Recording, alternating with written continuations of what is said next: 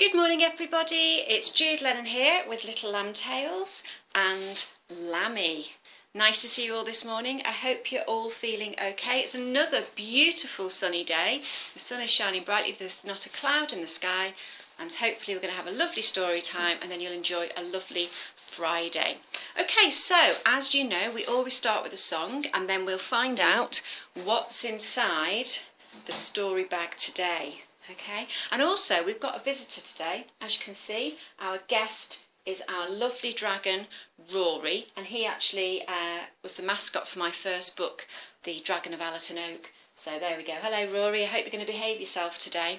Okay, let's get started with our song. If you know the words, brilliant, join in. If you have never seen me before, don't worry, the words are really easy. Even grown-ups will be able to pick it up and join in. And if there's any teachers watching, they can do it too. Here we go, everybody. Are you ready? Hello, everyone. How are you? Hello, everyone. How are you? Hello, everyone. How are you? How are you today? If you're feeling okay, give Lammy a wave. Hi, Lammy. If you're feeling pretty good, let's see your thumbs. And if you're ready for stories, give me a smile. Fantastic. Okay, right then, Lammy. Oh, there's some good stories in there today. Let's see what's coming out of the bag first. Oh, this is a great story. Okay, now as you can see, this prop's got lovely long golden corn coloured hair. Okay, and her name is Sif. Okay, and this is the story. It's an old story, a myth and legend from the Viking, from the Norse mythology. And this is all about a lady called Sif. Okay, and we'll find out all about her and her wonderful hair in this story. It's called Sif's Hair. Now, if you've seen me before, you'll know that if the stories are from a long time ago, we always start the same way. You ready? Long. All together now. Long ago, far away from here in the land of the Norsemen, there, way up above the land in the wonderful world, the kingdom of Asgard, there were lots and lots of gods and goddesses. The chief god was Odin, and it was his job to make sure all the gods and goddesses were doing their job correctly and to make sure there was no messing around. He had a son called Thor, and Thor was in charge of the thunder. And Thor's wife, Sif, was in charge of all the crops and the plants to make sure that the people down below on earth were fed. And Thor and Sif were very, very happy. Now, as you can see, Sif's hair is beautiful, long and golden like the corn. Now, as many of us know, keeping your hair looking tip-top, especially at the moment, is hard work. Lots of brushing and combing and washing. But Sif never, ever had a bad hair day. Looky her, I have bad hair days all the time.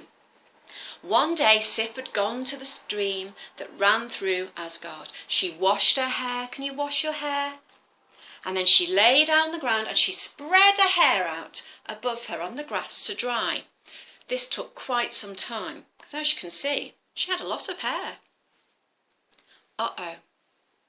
One day, when she was lying there with the sun warming her hair and drying it off nicely, along came Loki, the god of mischief. Loki and Thor did not get on. There was always trouble. And Thor and Loki just couldn't seem to find a way to get along together, no matter what people tried to do. Odin had talked to them about it, Sif had talked to them about it, nothing worked. So Loki came along and saw Sif and thought, what can I do to cause mischief? I know. And he took out of his bag a pair of scissors. He crept forward, right up to Sif, who was fast asleep because he'd put a magical sleeping spell on her. He crept forward. He got his scissors. Are you ready? You ready to snip? And he snipped, and he snipped, and he snipped, and he snipped, and he snipped until all of Sif's hair had been snipped off, and he gathered up her hair and he took it away with him in a bag. A few hours later, Sif stretched. Can you stretch? Oh, and yawned. Oh. And she went to move her hair out of her way. Where was her hair? Her neck was cold. There was no hair. Where had it gone? Oh no! Sif ran home in dismay. Without her beautiful golden hair, how would she feed the people below on earth? There would be no crops for them. She got home, she ran upstairs into her bedroom and she got under the covers and she cried and she cried and she cried. Thor came home. Sif, I'm home! Sif, I'm home! And so he came in. He couldn't find Sif anywhere. He looked high and low. And then he tried upstairs. Went into the bedroom. Sif, didn't you hear me calling you? I can't speak to you. I'm so upset. I've lost my hair. How on earth will I feed the people on earth now without my hair to give them their crops? I'm embarrassed. I'm ashamed. I can't be a goddess with no hair to feed the people. Don't worry, Sif. We'll sort this out. I'll go and speak to Odin. But as soon as Thor got outside, he could contain his anger no longer. And he roared with anger. And the people on the earth below looked up at the sky. Uh-oh. Thor is not happy. The lightning and the thunder came down, and with it, Sif's tears rolled out of the sky. Goodness me, to the people on earth, what on earth's going up in Asgard? The crops will be ruined for sure. Meanwhile, Thor made his way to Odin's palace. Let's go. And when he got there, he said to Odin, his father, he said, I think Loki's behind this. I'm sure it's him. Who else would play such a trick on Sif? She doesn't harm anybody. She needs her hair to feed the people. They will starve without it. You have to help. I will, said Odin. So he sent out the special call to bring all the gods and the goddesses into his main hall. Are we going to call? Oh! All together now? Oh! And all the gods and all the goddesses came to Odin's hall. He gathered them all together and said, I bring grave news. The people on earth will have no crops at all this summer. They will starve over the winter because someone has taken Sif's hair. Own up now. Who was it? Nobody. It wasn't me, said all the gods and goddesses. Why would we do such a thing? The last one to arrive, of course, was Loki, who didn't think the rules applied to him. Odin turned to him. Do not lie to me. Tell the people now who are watching, did you take Sif's hair? It was a joke. I didn't mean any harm. It wasn't meant to be, taken seriously. Well, it is serious, said Odin. The people will starve without her hair. You have 7 days to find a replacement for Sif's hair, or you'll be banished from the kingdom of Asgard for eternity. Loki set off straight away. As well as being the god of mischief, he was also the god of fire. And so he made his way right down into the centre of the earth. Let's go. Down, down, down, down, down, down, until he came to the centre of the earth, where all the elves and the goblins were busy making things in their minds. He looked around. I don't suppose you could help me, could you? Depends what you want, said the chief goblin. Well, he said, I think I need some hair for Sif. Some what? Some hair for Sif. Could you possibly make some? Well, it will take a long time. It's a big job. We'll have to make the golden thread and then weave it into a special hair for her. It will take us time. What will you give us in return? Well, I could give you the moon and the stars. Great. That sounds a bargain. Absolutely. Let's shake on it. And so they shook on it. And for the next few days, the goblins and the elves worked. They weaved and weaved and weaved, weaved and weaved and weaved until there was a beautiful, beautiful cape of golden, shimmering hair. And when Loki came back to collect it, he said, oh, that's brilliant, thank you very much. But of course, when it came to payment, Loki did not own the stars and the moon. They were not his to give. But the goblins did not know this. And he simply said to them, they are yours to enjoy. And on his way out, he saw a hammer just sitting on the side. I'll take that as well. And he took it with him. He made his way back to Odin's palace, where all the gods and goddesses had gathered together, including Sif. Have you completed your task? Asked Odin. Yes, I have. I have got Sif's hair here. And he took it out and he shook it out and it shimmered and it looked beautiful and golden, and he attached it on to Sif's hair and it poured all the way down her back onto the land below, and the people were able to harvest their crops and they didn't go hungry. As for Loki, he decided that maybe he'd gone a bit too far that time, and so he said to Thor, I've got something for you as well, Thor. And he presented Thor with the hammer he'd found in the goblin's cave. Thor took it in his hand and he felt the power that surged through it, and he knew that this hammer would be known forevermore as Thor's hammer, and it would be used to make good things happen across Asgard and across the mortals' earth as well. The end. Give yourselves a clap, everybody. Nice to see everybody watching this morning. That's brilliant. Okay, let's see what else is going to be found in our story bag this morning. Lammy, can you see anything? No stories about you today. Sorry about that. Here we go. Oh, now this is an old fairy tale. You probably know this one. It's called Stone Soup. And funny enough, we've been making soup as well this week, so I thought this would be a good one to tell you. Here we go. Stone Soup. You know how it begins. You ready? Long, long, long, long, long, long, long. All together now. Long ago, in a land far away from here, there was a man, and he had been walking. Let's go. He'd walked and walked and walked and walked. He was tired and he was hungry, and he saw a lady in her garden. She was tending to her vegetables. She had carrots and potatoes and turnips and all kinds of lovely things, and he'd had a chat with her over a fence, and he said, would you like me to show you how to make special stone soup? Stone soup? What on earth's that? Said the lady. Oh, I'll show you, and in return all I ask is that you let me share a bowl of the soup with you when I've made it. Well, that sounds very fair to me. So the man went into the lady's kitchen. He looked around. We need a big pan. Can you get down your big pan? He filled it with water and he set it to boil. While it was boiling, he said, right, I'm going to pop in the stone. And he popped the stone into the pan. What will happen now? Oh, we have to let the stone boil. It has to get its taste in there. He stirred the soup. Let's stir it. He tasted it. I think it needs a bit of salt. That's not a problem, said the lady. I've got salt. And she reached up and got her salt. Have you got your salt? And she poured some salt into the soup. The man stirred it. Let's stir it. He stirred the soup. He tasted it.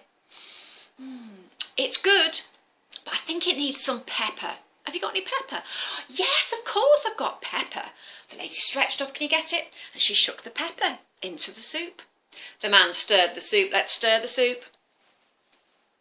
He tasted it.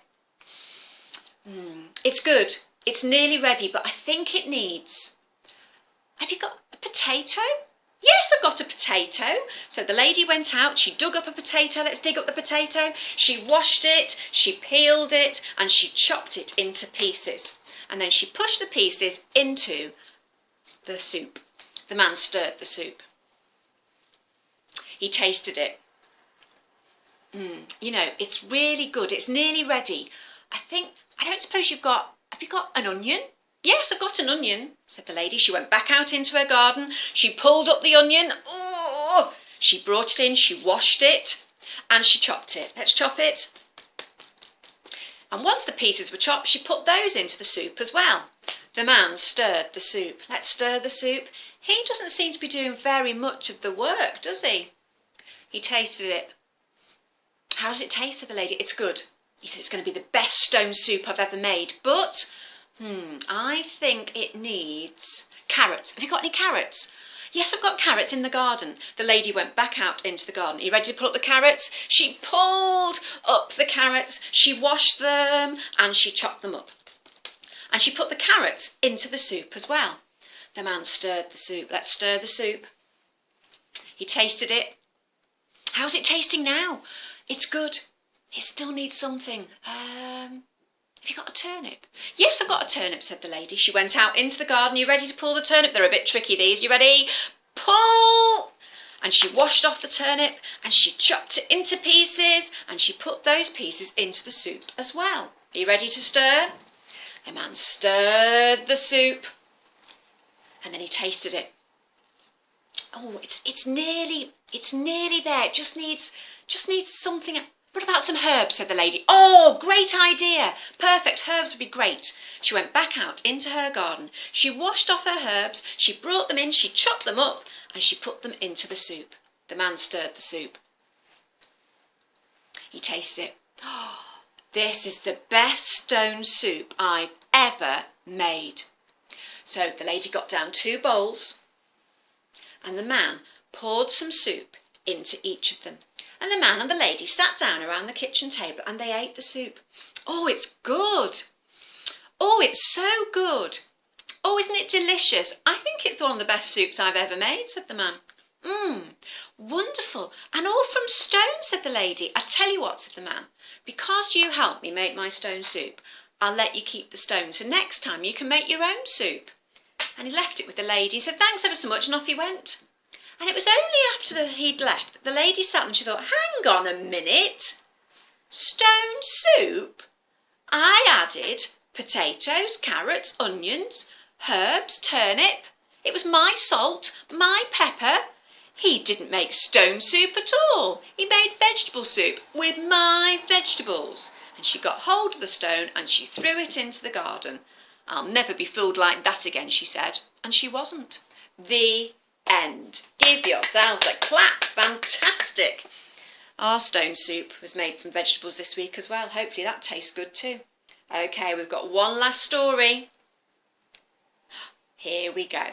Now, this story is based on the book Whatever Next. I love this book and I used to read it a lot when I was still teaching. Now, when I tell it, it might sound a little bit different to the book if you're familiar with the book, but that's part of the joy of being a storyteller. You can take things and change them and make them a little bit different. So here we go.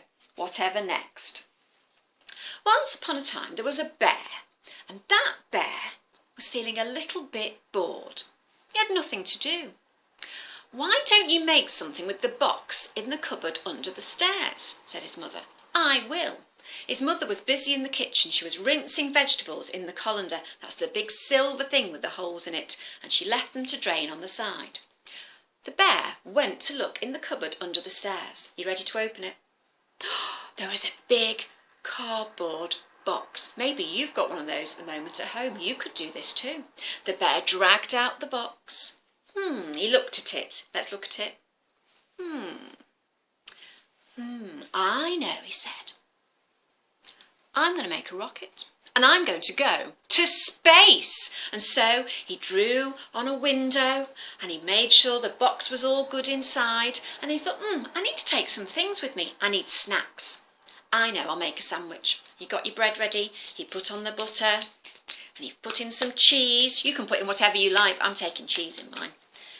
And then he cut it into pieces, wrapped it up, and then he took a drink and an apple and put those inside the box.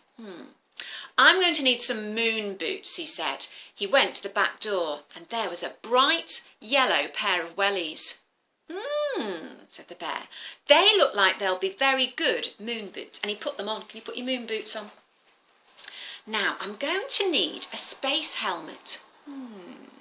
He looked all around. Oh, the colander that Mummy used to wash the vegetables. I'm sure she won't mind if I borrow it. And he tipped out the vegetables and he put it on his head. It was a perfect space helmet. And then he hopped in to his rocket. Are you ready? He's going to blast off now. Are you ready?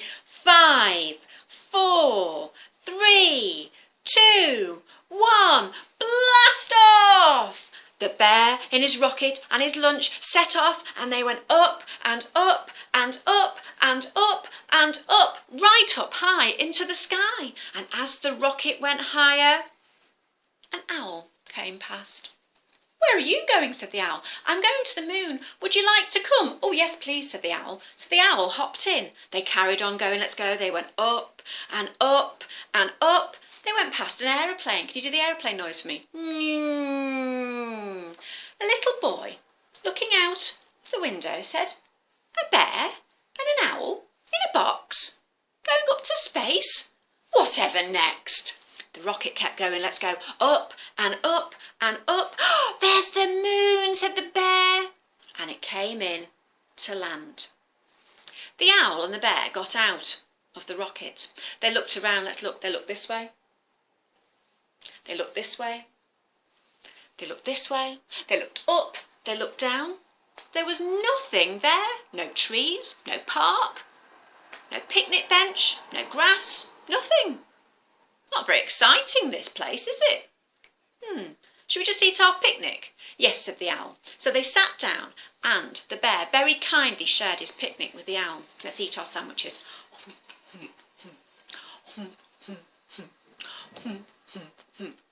Do you know, said the bear, I don't think this moon place is all that exciting. There's nothing to do here. Should we just go home? Yeah, said the owl. Good idea. So the bear and the owl got back in their box. You ready to blast off again? 5, 4, 3, 2, 1. Blast off. And the rocket took off and started to make its way back down to Earth.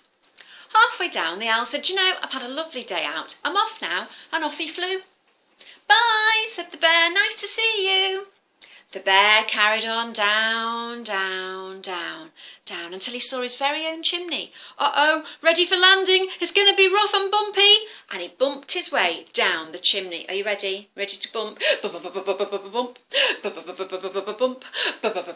bump. And he landed with a thud on the rug in front of the fireplace. "Ooh," he said. "Ooh." And he looked at himself. Uh-oh, he was a bit dirty. All the ash and the soot that was inside the chimney had stuck all over him. Just then Mummy came into the room. "Where on earth have you been?" "Well," Mummy says, "I got in the rocket and I went up to space. I went past an aeroplane and a little boy saw me and then an owl came and we went up and then we landed on the moon, but there was nothing to do there, so we ate our picnic and then we came home." "You went to space?" "Whatever next," said Mummy. "It's time for your bath. That's what's happening next." And off he went for his bath. The end. Give yourselves a clap. Oh, fantastic, everybody. Thank you so much for joining us this morning. We're back again on Monday with more stories, and then on Tuesday we'll be doing our book reading over on Jude Lennon. I hope you have a lovely, lovely weekend. I hope it's going to be nice and sunny, but most importantly, I hope you stay nice and safe. Okay, everybody, we'll do our goodbye song with Lammy. Are you ready, everybody? Goodbye, everyone. Nice to see you. Goodbye, everyone. Nice to see you. Goodbye, everyone. Nice to see you. Nice to see you today. Yay! And thank you very much for everybody who's watched this morning. It's been lovely to see you. Take care, everyone. Bye.